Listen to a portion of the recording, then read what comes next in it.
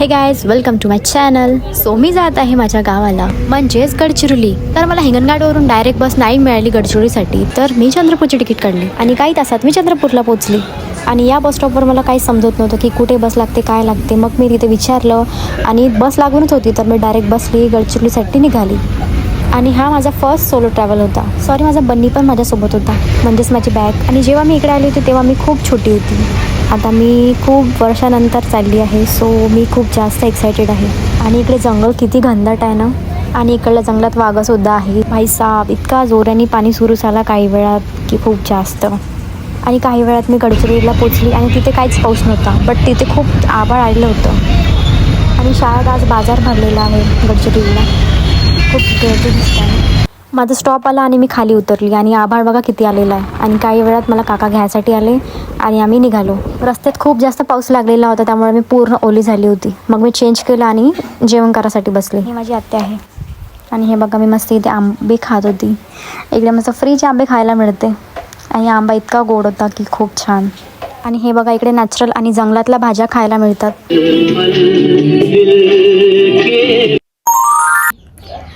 Good morning guys.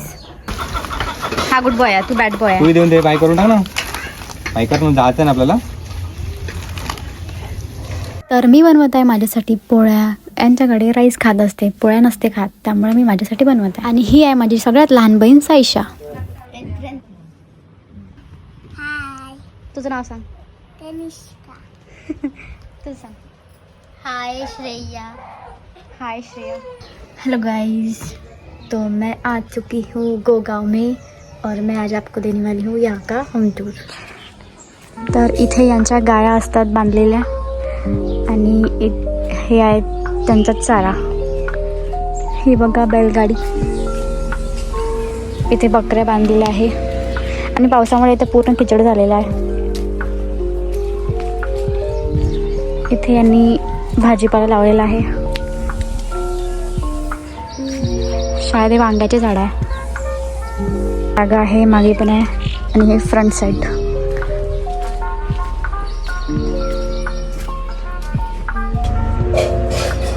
हा आमचा hall आहे. इकडे पण रूम आहे, तिथे पण रूम आहे. आणि इथे एक खोपिया रूम आहे. चला दाखवते.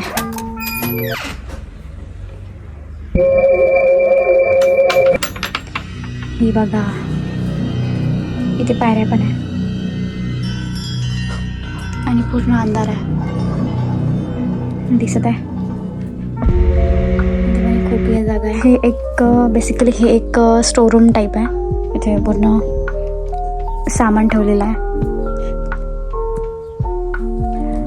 हे बघा, चला जाऊन बघूया. इथेच पायऱ्या खतम होते. आणि इकडे माहीत नाही काय आहे, मातीचा आहे पण नाही. माझ्या पायाला पण माती भेटली. इथे आत्या स्वयंपाक करत आहे. आणि हे यांची किचन. इथे भाजी मांडली आहे, माहीत नाही कशाची भाजी आहे.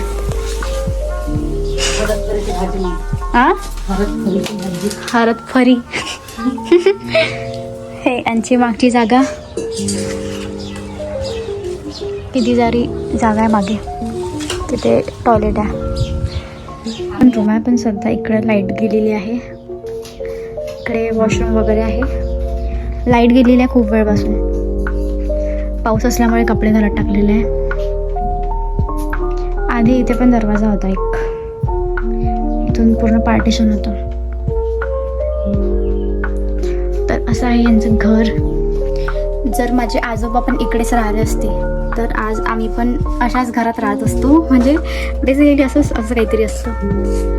आमची पण आहे जागा तिकडे आमचं घर. पण ते सध्या आता आमचं नाही आहे. ते माझ्या आप्पाजीने तेव्हाच विकलं आणि मग ते तिकडे हिंगणघाटला गेले. हिंगणघाटला सेटल झालं सगळं. तिथंच आमचं आहे जे काही आहे ते आता.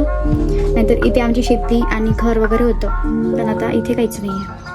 हे घर माझे जे आजोबा आहे त्यांच्या भावाचं आहे आणि ही त्यांची फॅमिली आहे. तर आम्ही इथे येत असतो. तर असं आता होम टूर. जिने आणले आंबे लोणच्याचे. औषध घेऊन आलो आता. बाप पडला.